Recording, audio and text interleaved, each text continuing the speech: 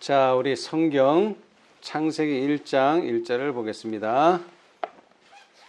성경 66권의 시작이 바로 이 성경절에서 시작되죠? 예. 꼭 찾지 않아도 태초에 하나님이 천지를 창조하시니라. 예, 우리가 세상에 살면서 많은 신들을 보게 됩니다. 그렇죠? 신들. 사도행전을 보니까 신이 얼마나 많은지, 자, 사도행전 17장 22절 사도 바울께서 신이 얼마나 많은지를 이렇게 말씀하셨어요. 17장 22절로 24절입니다. 바울이 아레오바고 가운데 서서 말하되 아덴 사람들아 너희를 보니 범사에 종교성이 많도다. 내가 두루 다니며 너희의 위하는 것들을 보다가 알지 못하는 신에게라고 새긴 단도 보았으니 그런즉 너희가 알지 못하고 위하는 그것을 내가 너희에게 알게 하리라. 우주와 그 가운데 있는 만유를 지으신 신께서는 천지의 주제신이 손으로 지은 전에 계시지 아니하시고. 자, 사도 바울이 얼마나 많은지 신이 뭐라고요? 알지 못하는 신에게라고 단에다 새겨놨어요. 알지 못하는 신. 얼마나 신이 많은지. 그렇게 많은 신들 중에서 그러면 누가 참 신인가? 또는 누가 참 하나님이신가? 사도 바울이 뭐라고 말했어요? 너희가 알지 못하고 위하는 그것을 내가 너희에게 알게 하리라. 누가 신이라고요? 우주와 그 가운데 있는 만유를 지으신 신께서는 천지의 주제시니. 예. 여러분, 정말로 우리 주위에는 많은 신들이 있습니다. 자, 그런데 누가 참신이라고요? 우주와 그 가운데 있는 만유를 뭐 하신 분? 지으신 신이 곧 참신이요 참 하나님이다. 이게 맞는 말이죠. 어느 경전, 어느 종교를 봐도 내가 세상을 창조했다고 하는 신앙을 가르치는 종교는 기독교밖에 없어요. 성경책밖에 없어요. 불경에도 안 나오고 그 코란에도 없어요. 오직 여호와 하나님만이 유일한 참 하나님이에요. 자, 그런데 이방인들뿐만 아니라 하나님을 섬기는 그리스도인들도 사정이 마찬가지예요. 왜냐하면 기독교에 얼마나 많은 종류의 교회가 있어요. 그렇죠? 엄청 많아요. 특히 마지막 시대에는 더욱 그렇게 될 것이다. 마태복음 24장에 말씀하셨는데, 자, 마태복음 24장 24절 한번 읽어보세요. 거짓 그리스도들과 거짓 선지자들이 일어나 큰 표적과 기사를 보이어 할 수만 있으면 택하신 자들도 미혹하게 하리라. 아멘. 자, 그런데 그리스도는 한 분이신데 두 번째 그리스도, 세 번째 그리스도, 이건 뭐 말도 안 되는 소리죠? 예. 특히 언제? 마지막 시대에 어떤 사람들이 나타난다고요? 거짓 그리스도들, 그 다음에 거짓 선지자들이 나타나요. 근데 우리가 아까도 말했지만 누가 참 하나님이에요? 우주와 그 가운데 있는 만유를 지으신 분만이 그리스도세요. 그분만이 참 하나님이시고. 자, 그런데 사복음서 중에서 이 참 그리스도, 참 하나님을 강조한 복음서가 바로 요한복음이에요. 자, 왜 그런가 보니, 자, 아까 읽은 창세기에 하나님께서 천지를 창조하셨다가 어디 나와요? 창세기 하고도 1장 하고도 1절에 나오죠? 그런데 요한복음도 1장 하고도 1절에 똑같은 말씀이 나와요. 자, 1절로 3절. 태초에 말씀이 계시니라. 이 말씀이 하나님과 함께 계셨으니 이 말씀은 곧 하나님이시니라. 그가 태초에 하나님과 함께 계셨고 만물이 그로 말미암아 지은 바 되었으니 지은 것이 하나도 그가 없이는 된 것이 없느니라. 아멘. 자, 창세기에서는 사도행전에서는 만유를 지으셨다 그러는데 만유나 만물이나 같은 말이에요. 모든 것을 지었단 말이에요. 누가? 하나님이. 근데 그 하나님이 곧 말씀이시다. 그런 내용이에요. 요한복음 1장은. 자, 그래서 제가 지난 시간에 가나의 혼인잔치에 대해서 말씀드렸는데 이것이 예수님께서 이 세상에 오셔서 보여주신 몇 번째 이적? 첫 번째 이적.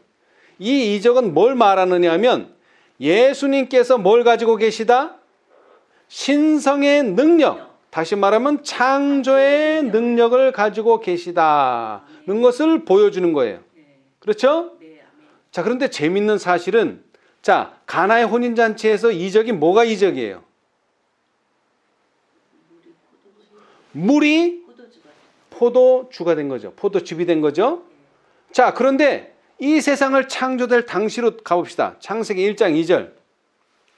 여기도 뭐가 나오느냐 하면은 물이 나와요. 여기도 물. 자, 창세기 1장 2절. 땅이 혼돈하고 공허하며 흑암이 깊음 위에 있고 하나님의 신은 수면에 운행하시니라. 아멘. 자, 여기 물이란 단어는 없지만 하나님의 신이 어디에서 운행하시느니라? 어디? 수면.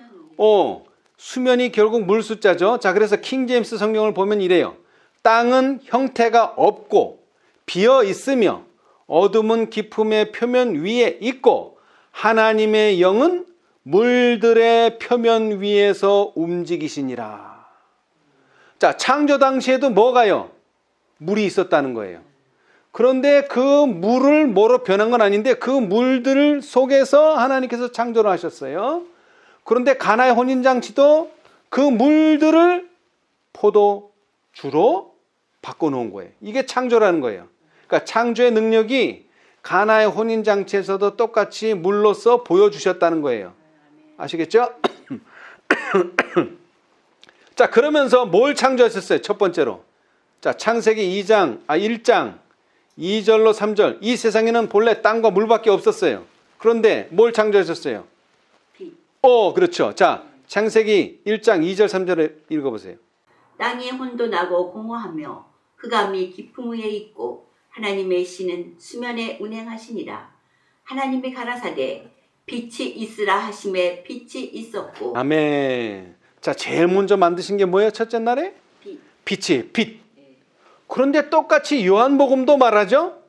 자, 요한복음 1장 1절 5절을 다시 한번 읽어보겠습니다. 태초에 말씀이 계시니라. 이 말씀이 하나님과 함께 계셨으니 이 말씀은 곧 하나님이시니라. 그가 태초에 하나님과 함께 계셨고 만물이 그로 말미암아 지은 바 되었으니 지은 것이 하나도 그가 없이는 된 것이 없느니라. 그 안에 생명이 있었으니 이 생명은 사람들의 빛이라. 빛이 어두움에 비치되 어두움이 깨닫지 못하더라. 아멘. 자, 이게 이 창세기 1장과 요한복음 1장이 너무나 매칭이 잘 돼요. 자, 보세요. 하나님께서 이 세상을 창조하셨다는 것을 있는 그대로, 상황을 그대로 묘사해 주는 게 창세기예요. 모세가 쓴 창세기. 그런데 요한은 그 창세기의 내용을 묘사하고 있는 그게 아니고 그 창조가 구속의 경륜에서 의미하는 바를 설명해 주는 거예요. 그죠? 네. 자, 첫날에 뭘 만들으셨는데? 빛을 만들었는데 그 빛이 뭐라는 거예요? 사실은 그냥 물질 빛이 아니고 그 안에는 뭐가 있었다? 생명이 있었다. 예. 그 빛 속에는 생명이 있었다는 거예요. 근데 그 빛을 누가 만들었다고? 예수님께서 만들었다.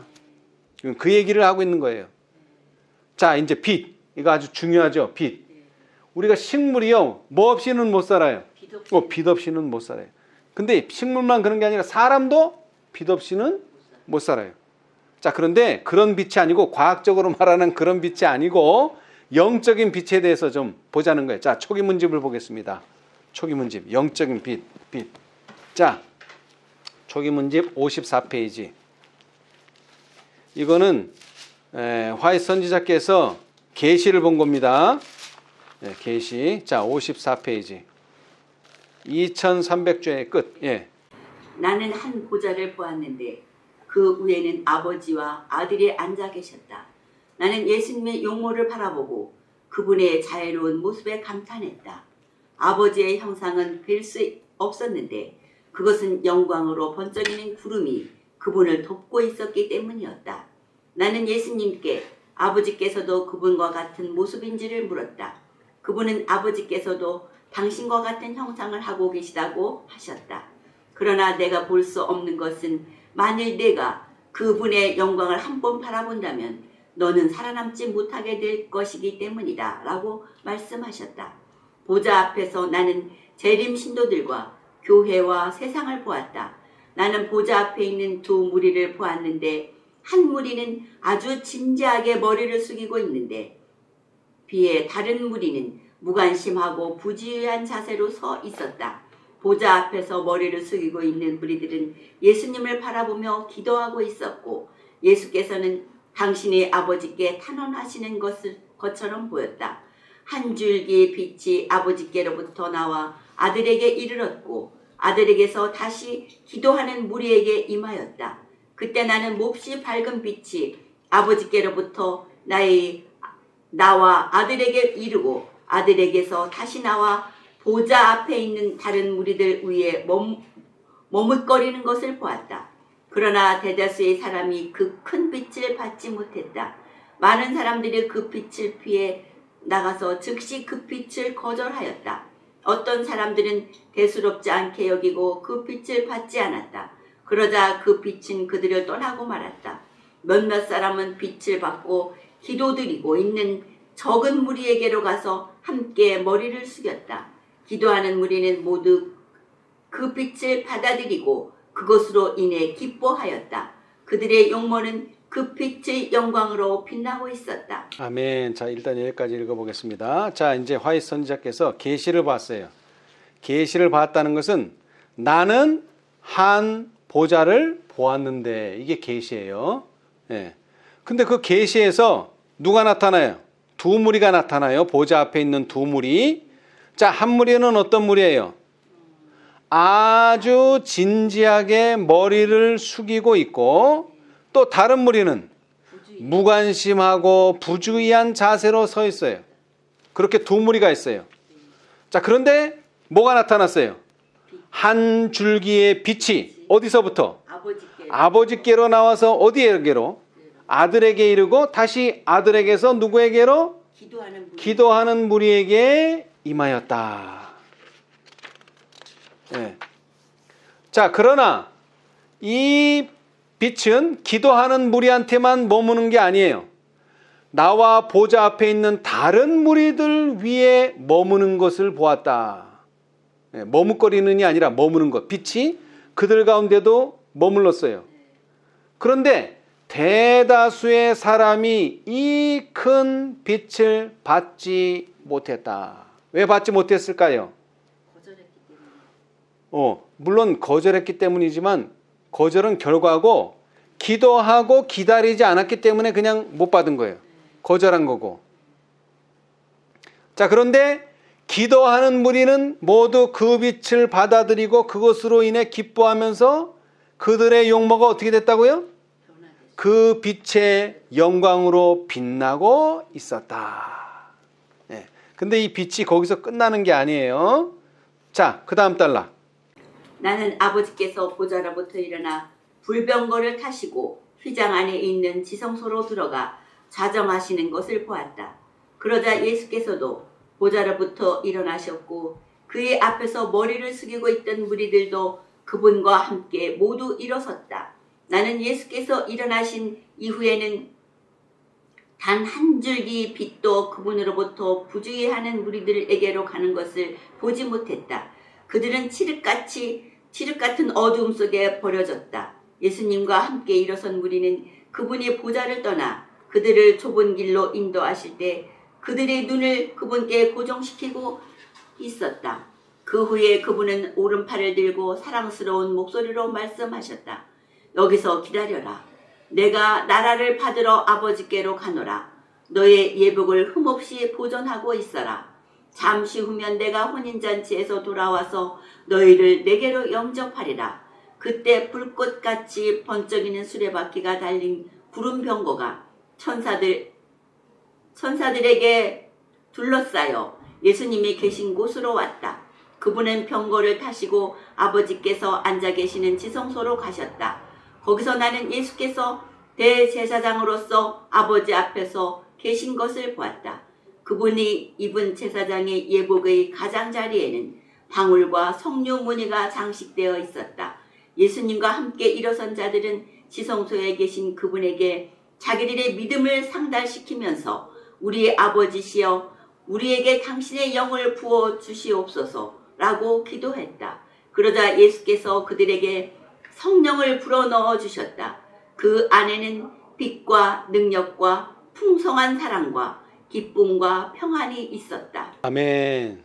자, 이제 다음 단락인데, 자, 이제 이 빛이, 큰 빛이 온 이후에 예수께서 일어나신 이후에는 단 한 줄기의 빛도 그분으로부터 부주의하는 무리들에게는 가는 것을 보지 못했다. 예. 자, 빛이 더 이상 오지 않았다는 거죠. 자, 그러고 나서 예수님과 함께 일어선 무리는 그분이 보좌를 떠나 그들을 좁은 길로 인도하실 때 그들의 눈을 그분께 고정시키고 있었다. 예. 그러면서 예수님께서 그들에게 뭐라고 말씀하세요? 여기서 기다려라. 내가 나라를 받으러 아버지께 가노라. 그리고 뭐 하라? 너희 예복을 흠없이 보존하고 있어라. 자, 그렇게 되면은 잠시 후면 내가 혼인잔치에서 돌아와서 너희를 내게로 영접하리라. 이 말씀을 남기시고 예수님은 어디로 가셨다고요? 지성소로 들어가셨어요. 그러자 믿음을 가지고 예수님을 따라가는 사람들은 뭐라고 기도했어요? 우리 아버지시여 우리에게 당신의 영을 부어 주시옵소서라고 기도했어요. 그러자 그 기도의 응답으로 예수께서 그들에게 성령을 불어 넣어 주셨다. 그런데 그 성령 속에는 뭐가 있었어요? 5가지. 빛, 능력, 사랑, 기쁨, 평안, 이 5가지가 있었어요. 자, 그런데 이제 이것은 누구에게 일어난 일이죠? 예수님과 함께 일어선 무리에게 일어난 일이고, 자, 이제 다음 단락은 예수님과 함께 일어서지 않은 남아있는 무리에게 있는 이제 상황이에요. 나는 보좌 앞에서 아직도 머리를 숙이고 있는 무리에게 시선을 돌렸다. 그들은 예수께서 그곳을 떠난 것도 몰랐다. 사단이 보좌 곁에 나타나 하나님께서 하시는 일을 하려고 했다. 그들은 보좌를 쳐다보며 아버지여 우리에게 당신의 영을 부어 주시옵소서라고 기도했다. 사단이 그들에게 거룩하지 못한 영역을 불어넣어 주셨는데 그 안에는 빛과 큰 능력은 있었지만 자비로운 사랑과 기쁨과 평안이 없었다. 사단의 목적은 그들을 속이고 깨어서 그들로 하나님의 자녀들을 미혹해 하려는 것이었다. 아멘. 제가 초기문집을 상당히 오랫동안 봤어요. 제가 신앙을 하기 시작할 때서부터 제가 읽은 책이 실물교훈과 요 초기문집이었어요. 근데 그때는 처음에는 뭐 아무것도 모르니까 그냥 그런가 보다 했는데 신앙을 하면 할수록 사단도 빛을 줄 수가 있네. 이게 이해가 잘 안 됐어요. 빛은 하나님만 주시는 건데 어떻게 사단도 빛을 줄까? 능력은 뭐 그런 대로 이해가 돼요. 왜? 마태복음 24장 24절에 뭐라 그랬죠? 거짓 그리스도들과 거짓 선지자들이 일어나 어떻게 한다 그랬어요? 큰 표적과 기사를 보이어 할 수만 있으면 택하신 자들도 미혹하게 하리라 그랬으니까 거짓 그리스도나 거짓 선지자도 뭐는 할 수 있다는 거예요. 능력을 가지고 막 이적도 베풀고 기적도 베풀 수가 있어요. 그런데 빛은 아까도 말했지만 뭐라 그랬어요? 그 안에 생명이 있으니. 이건 예수님만이 주실 수 있고 예수님만이 하실 수 있는 것인데 어떻게 사단이 빛을 줄 수 있을까? 근데 나중에 이제 그 의문점이 다 풀렸어요. 여러분, 사단도 뭐를 준다고요? 빛을 줘요. 사단도 뭐를 준다고요? 능력을 줘요. 그런데 사단이 줄 수 없는, 주지 못하는 게 세 가지가 있어요. 뭐예요? 기쁨, 평안, 사랑, 기쁨, 평안은 줄 수가 없어요. 예. 자, 이 증언의 말씀을 보면은, 이 계시를 보면 두 무리가 나오는데 예수님과 함께 일어선 무리가 있고 그 다음에 그 자리에 계속 남아있는 무리가 있어요. 사람들이 보통 뭐라고 말해요? 남은 무리. 남은 무리가 돼야 된다. 남은 무리. 근데 여기서는 남은 무리가 돼요, 안 돼요? 안 되네. 안 돼요. 여기서는 남은 무리가 되면 안 돼요. 어떻게 해야 돼요? 예수님과 함께 일어선 무리가 돼야지 계속 그 자리에 남아있는 무리가 되면 안 돼요. 그렇죠? 예. 자, 그런데 예수님과 함께 일어선 무리는 어디로 인도함을 받았어요? 지성소. 아니요. 아니, 좁은 길로 인도함을 받았어요. 좁은 길. 넓은 길이 아니고 좁은 길. 점점 힘들어졌다는 얘기예요. 예. 그렇죠? 예. 그런데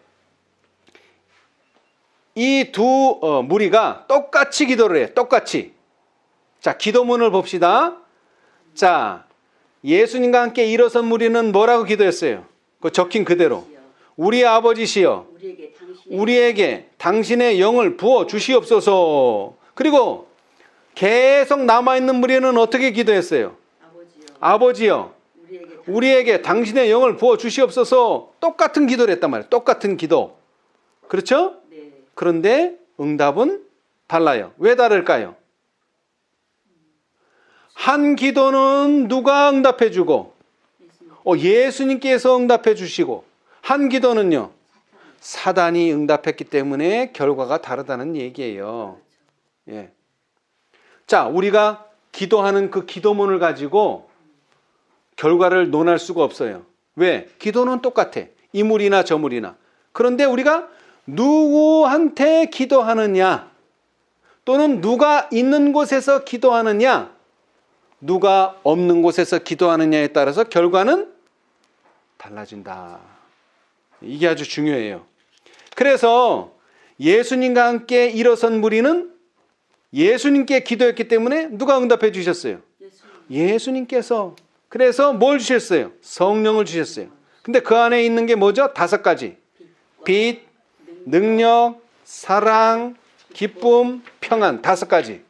반면에 사단은요, 거룩하지 못한 영역을 주어가지고 그 안에는 뭐는 있는데, 빛과 능력은 있는데 뭐가 없어요? 사랑, 기쁨, 평안이 없어요. 여러분, 사단도 뭐를 줄 수 있다고요? 빛과 능력을 줄 수 있다는 거예요. 근데 뭐는 줄 수 없어요? 사랑, 기쁨, 평안. 왜 주질 못해요? 자신한테 없기 때문에 못 주는 거예요. 자, 사단을 봅시다. 사단은 원래가 어떤 사람이었죠? 어떤 천사였죠? 하늘에서 천사장으로서 말 그대로 빛과 능력, 그리고 사랑과 기쁨, 평안이 충만한 천사장이에요. 그런데 마음의 교만으로 예수님을 시기 질투하면서 뭘 잃어버렸어요? 사랑, 기쁨, 평안을 잃어버렸어요. 근데 뭐는 아직도 안 잊어버렸어요? 빛과 능력. 그래서 예수님을 시험하러 광야에 나타났을 때, 40일 금식 후에 예수님한테 나타났을 때 어떤 천사로 나타났다고요? 빛의 천사, 광명한 천사로. 왜? 원래가 빛을 가지고 있었기 때문에. 그러니까 그것은 줄 수 있어요. 그 다음에 또 자기가 능력이 있었기 때문에 그 능력도 또 줄 수 있어요. 그런데 뭐는? 사랑과 기쁨과 평안은 줄 수가 없어요. 왜? 잃어버렸어요. 교만한 마음으로 예수님을 시기 질투하면서 사랑, 기쁨, 평안 잃어버렸어요. 근데 그 사랑, 기쁨, 평안을 잃어버렸다는 뜻이 뭔지, 자, 시대의 소망을 보겠습니다. 시대의 소망. 시대의 소망. 예, 깊은 뜻이 있어요. 자, 시대의 소망 435페이지. 구주께서는 제자들을 주위에 모으시고, 구주께서는 제자들을 주위에 모으시고 그들에게 아무든지 첫째가 되고자 하면 무사람의 끝이 되며 무사람을 섬기는 자가 되어야 하리라고 말씀하셨다. 이 말씀에는 제자들이 도저히 이해할 수 없는 엄숙성과 감명이 있었다. 그들은 그리스도께서 식별하신 것을 볼 수 없었다. 그들은 그리스도의 왕국의 성질을 이해하지 못했고 이 무지가 그들의 다툼의 표면적인 원인이었다. 그러나 참된 원인은 더 깊숙한 곳에 있었다. 왕국의 성질을 설명함으로써 그리스도께서는 얼마 동안은 저희의 분쟁을 진정시키실 수 있었을 것이나 이것이 근본적 원인을 해결해 주지는 못하였을 것이다. 그들이 완전히 깨달은 후였을지라도 우월성에 대한 질문만 나오면 그 다툼은 재현되었을 것이다. 그리하여 그리스도께서 떠나가신 후에는 교회에 재난이 닥쳐왔을 것이다. 가장 높은 자리를 탐내는 분쟁은 하늘에서 대쟁투를 발발시키고 그리스도를 하늘에서 내려오시게 하여 죽게 한 바로 그 정신의 발로였다. 그분 앞에는 보좌를 두른 모든 천사보다 탁월한 영광을 입고 하나님의 아들과 밀접한 관계에 있었던 아침의 아들 루시퍼는 환상이 떠올랐다. 루시퍼는 지극히 높은 자와 비길이라고 말하였다. 그리하여 자고심 때문에 하늘 궁정에는 분쟁이 일어나고 많은 하나님의 천사들이 추방되었다. 루스벨의 진실로 지극히 높은 자와 같이 되기를 바랐다면 하늘에 있는 자신의 지정된 자리를 결코 버리지 않았을 것이다. 왜냐하면 지극히 높은 자의 정신은 이기심 없는 봉사에서 나타나기 때문이다. 루스벨이 원한 것은 하나님의 능력이지 그분의 품성은 아니었다. 그는 자기 자신을 위하여 가장 높은 지위를 구하였으니 그의 정신에 자극되어 움직이는 자마다 그와 같은 일을 행할 것이다. 그리하여 이간과 불화와 분쟁은 불가피하게 될 것이다. 지배권은 가장 강한 자의 전리품이 된다. 사단의 왕국은 완력의 왕국이다. 사람마다 다른 사람을 자신의 전진의 길을 가로막는 장애물로 간주하거나 자신이 더 높은 자리로 오를 수 있는 디딤돌로 생각한다. 아멘. 자, 여기에 이제 문제가 있는 거예요. 자, 왜 사단은 사랑과 기쁨과 평안을 잃었는가? 왜 잃었어요? 사단이 원하는 것은 능력이지 뭐는 아니라는 거예요. 품성은 아니라는 거예요. 자, 다시 읽어볼게요. 루스벨이 원하는 것은 하나님의 능력이었지 그의 품성은 아니었다. 뭐 국어 교과서에 나온다 그러대요. 된 사람, 난 사람, 뭐 든 사람, 뭐 이렇게 세 가지 종류의 사람이 있다는데 사람들은 이 세상에서 자꾸 뭐만 하려고 그래요. 권력만 주려고 그래. 권력, 권세. 그죠? 예. 네. 근데 그게 사실은 인간의 정신이 아니에요. 누구의 정신이에요? 사단의 정신이에요. 사단의 정신. 그런데 그런 정신을 가지게 되면 어떻게 된다고요? 우리는 품성을 잃어버리게 돼요. 예. 그 품성이 뭐예요? 사랑, 기쁨, 평안. 사단은 이걸 잃어버렸어요. 언제부터? 예수님을 시기 질투할 때부터. 그런데 이게 루스벨에게만 일어나고 이방인들 그냥 세상 사람들한테만 일어난다면 얼마나 좋겠어요. 그죠? 그런데 아까도 말했지만 이방인들만 그런 것이 아니라 누구도요. 많은 그리스도인들도 그런 정신을 본인이 가지고 있다는 것을 몰라요. 자, 그래서 성경은 이렇게 말합니다. 누가복음 12장 52절. 이후부터 한 집에 5사람이 있어 분쟁하되 셋이 둘과 둘이 셋과 하리니. 아멘. 자, 여기 5이 있어요. 근데 어떻게 싸운다고요? 셋이 둘과 둘이 셋과. 네, 이렇게 싸운다는 거예요. 자, 그런데 여기서 보면은 둘이 뭐예요? 빛과 능력. 그 다음에 셋은 사랑, 기쁨, 평안. 이게 싸운다는 거예요, 서로. 누가 더 옳으냐? 누가 더 가치가 있느냐? 자, 뭐가 더 가치가 있어요? 그렇죠. 품성이 능력보다는 더 가치가 있어요. 그런데 여러분, 이 시대의 그리스도인들을 봅시다. 이 시대의 그리스도인들. 자, 특별히 예수님께서 말씀하셨던 것처럼 마태복음 24장 24절에 거짓 그리스도들과 거짓 선지자들이 일어나 큰 표적과 기사를 보이어 할 수만 있으면 택하신 자들도 미혹하게 하리라 그랬는데, 이 거짓 그리스도들과 거짓 선지자들이 뭘 가지고 미혹을 해요? 사랑, 기쁨, 평안을 가지고 미혹을 해요? 아니면 빛과 능력으로 미혹을 해요? 빛과 능력으로 미혹을 한단 말이에요. 우리 주위에 지금 이 재림 교회 안에서 얼마나 많은 사람들이 새빛을 발견했다 내가. 그죠? 그러면서 뭐예요? 나는 새로운 진리를 발견했다. 그래서 제가 항상 강조했잖아요. 아름다움이, 진리는 아름다움이 있어야 된다. 근데 그거 뭐 들은 척도 안 해요. 응? 그러면서 뭐예요? 계속 능력이 있어야 된다는 거예요. 능력. 빛이 있어야 되고 능력이 있어야 된다. 진리의 지식이 중요하다는 거예요. 뭐보다는? 품성보다.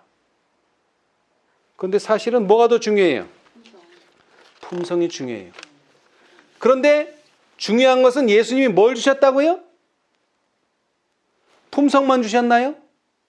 아니요. 빛과 능력도 주셨어요. 5가지를 주셨어요. 그게 무슨 뜻이냐면, 자, 마태복음 23장 23절. 아주 중요한 내용입니다. 품성이 능력보단 더 중요해요.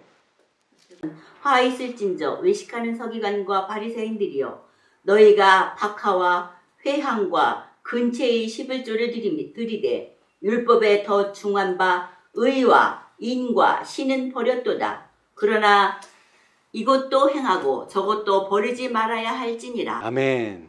자, 잘 들으세요. 품성이 중요해요. 그러나 품성으로 되는 것은 아니에요. 왜? 이것은 율법에 더 중한 바 의와 인과 신은 되지만 또 11조도 간과해서는 안 돼요. 그죠? 그래서 이것도 행하고 저것도 버리지 말아야 돼요. 그런데 바리새인들은 뭐를 버렸어요? 11조는 열심히 드리는데 의와 인과 신은 버렸어요. 그러면 안 된다는 거예요. 자, 다시 말하지만 예수님께서는 성령을 주십시오 그럴 때 성령을 주시면서 그 안에 5가지를 다 줬어요. 그 말은 뭐냐면 품성을 중요하게 여기는 자들은 그 품성을 통해서 뭐가 드러난다는 거예요? 빛과 능력이 드러난다는 거예요. 그런데 자꾸 사람들은 거꾸로 하려고 그래요. 빛과 능력을 가지고 품성을 드러내려고 그러니까 이게 안 되는 거예요. 자, 그 말씀이 또 나와요. 베드로전서에 또 나와요. 자, 베드로전서 2장 9절. 베드로전서 2장 9절. 오직 너희는 택하신 족속이요 왕같은 제사장들이요 거룩한 나라요 그의 소유된 백성이니 이는 너희를 어두운 데서 불러내어 그의 귀한 빛에 들어가게 하신 자의 아름다운 덕을 선전케 하려 하심이라. 아멘. 자, 여기 뭐라 그랬어요? 누구의? 예수님의 귀한 빛에 들어가게 하신 자의 아름다운 덕을 선전하게 하려 하심이라. 사랑과 기쁨과 평안을 통해서 빛이 나가고 능력이 나가는 거예요. 그것을 위해서 우리가 부르심을 받은 거예요. 이것을 베드로가 잘 이해한 거예요. 베드로가 뭐한 사람이죠? 실수를 해도 뭐 어마어마한 실수를 한 사람이죠. 예수를 부인한 사람이에요. 그런데 그가 깨달은 거예요. 이제 품성을 통해서 빛이 나가고 품성을 통해서 능력이 나가는구나. 근데 사단은 반대로 했구나. 하나님의 품성에는 관심이 전혀 없고 그저 능력, 하나님의 능력만 원한 거예요. 아담과 하와가 왜 타락했어요? 뱀이 너도 하나님같이 될 수 있다. 그런데 그 하나님같이 된다는 걸 아담과 하와는 뭘로 해석한 거예요? 나도 능력 있는 사람이 될 거다. 이걸로 해석한 거예요. 나도 사랑 충만한 사람, 기쁨 충만한 사람, 평안이 충만한 사람이 될 거다. 이걸로 해석한 게 아니에요. 그죠? 그렇기 때문에 범죄한 거예요. 자, 그래서 요한 복음과 요한 1서에만 나와요. 참 빛. 왜? 세상에는 거짓 빛이 많다 이거예요. 자, 요한복음 1장 9절. 그래서 참 빛이 나오는 거예요. 참 빛. 참빛 곧 세상에 와서 각 사람에게 비치는 빛이 있었나니. 아멘. 그 빛을 이제 요한복음에서 계속 설명하는 거예요. 나중에 가면은 이제 장막절에서 더 확실하게 설명하지만 일단 하여튼 참 빛에 대해서 소개를 하고, 자, 요한 1서에도 나와요. 2장 8절. 요한 1서 2장 8절. 이 성경절 외에는 참빛이란 단어가 나오는 성경이 없어요. 성경절이 없어요. 다시 내가 너희에게 새 계명을 쓰노니 저에게와 너희에게도 참된 것이라. 이는 어두움이 지나가고 참 빛이 벌써 비침이니라. 아멘. 참빛이 비칠 때 우리는 새 계명이 새겨지는 거예요. 다시 말하면 참빛이란 그냥 빛이 아니에요. 왜? 그냥 빛은 누구도 줄 수 있어요. 사단도 줄 수 있어요. 뭐가 깃든? 생명이 깃든 빛. 다시 말하면 품성이 있는 빛. 예수님의 품성을 드러내는 그러한 빛이 돼야 되고 그러한 능력이 돼야 된다는 거예요. 품성을 통해서 빛이 나가고 품성을 통해서 능력이 나간다는 거예요. 근데 어떻게 그렇게 될 수 있을까요? 믿음으로 말미암아 그렇게 된다는 거죠. 아멘. 자, 그래서 와그너와 존스가 뭐라 그랬어요? 믿음은 하나님의 말씀 그대로 이루어질 것을 기대하고 그 말씀이 이루어지도록 하기 위해서 오로지 그 말씀만을 의존하는 것이다. 이게 바로 믿음으로 말미암는 의라는 거예요. 자, 우리 마지막으로 성경 주석 하나만 읽고 마치겠습니다. 자, 예레미야 23장 5절 6절. 일단 성경을 읽어보겠습니다. 예레미야 23장 5절 6절. 나 여호와가 말하노라. 보라, 때가 이르리니 내가 다윗에게 한 의로운 가지를 일으킬 것이라. 그가 왕이 되어 지혜롭게 행사하며 세상에서 공평과 정의를 행할 것이며 그의 날에 유다는 구원을 얻겠고 이스라엘은 평안히 거할 것이며 그 이름은 여호와 우리의 의라 일컬음을 받으리라. 아멘. 믿음으로 말미암는 의인데요. 자, 그 주석 그리스도의 의를 받으라는 초청. 주님께서는 크신 자비를 베푸셔서 와그너와 존스 목사를 통해 그분의 백성들에게 지극히 소중한 기별을 보내셨다. 이 기별은 들리움을 받으신 구주, 온 세상의 죄들을 위한 희생 제물에 관한 소식을 세상을 향해 더욱 분명하게 드러낼 것이다. 그것은 보증물을 믿음으로 말미암는 칭의를 제시하였다. 그것은 백성들에게 그리스도의 의를 받아들이도록 초청했는데 이것은 하나님의 모든 계명에 대한 순종으로 나타난다. 많은 사람들은 예수님을 시야에서 잃어버렸다. 아멘. 자, 오늘은 여기까지 읽겠습니다. 자, 1888년 당시에 믿음으로 말미암는 의는 어떻게 왔느냐? 하나의 빛으로 온 거예요. 빛. 근데 그 빛이 어떻게 우리의 믿음을 강하게 할 수 있느냐? 오직 무엇만을? 말씀만을 의존하게 될 때에 그 예수님의 품성이 누구의 품성이 된다? 내 품성이 돼서 내 속에서 이제 뭐가 나가는 거예요? 빛과 능력. 그것이 계시록 18장이에요. 이 일을 하려고 와그너와 존스를 보낸 것이고 이것을 우리가 깨달아야지만 우리가 늦은 비를 받고 늦은 비의 사업으로 이 세상 사업을 마칠 수 있는 거예요. 자, 다시 말하지만 예수님은 뭘 주셨다고요? 빛과 능력도 주셨지만 뭐도? 사랑과 기쁨과 평안을 주셨다. 근데 사단은 뭐는 줄 수가 없었어요?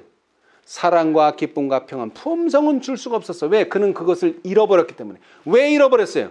품성에는 관심이 없고 오직 하나님의 능력만을 얻기를 원해서 투쟁을 벌인 거예요. 그래서 하늘에서부터 전쟁이 일어난 거예요. 그럼 우리는 뭘 회복해야 돼요?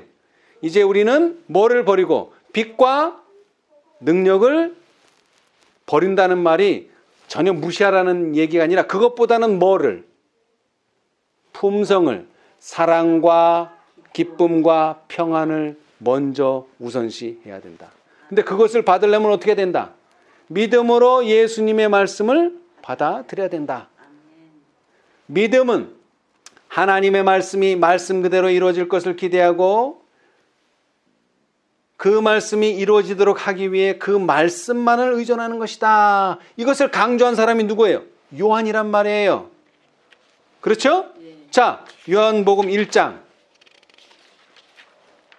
1절로 4절 다시 한번 읽어보겠습니다. 요한복음 1장 1절로 4절 읽고 마치겠습니다. 말씀이 계시니라.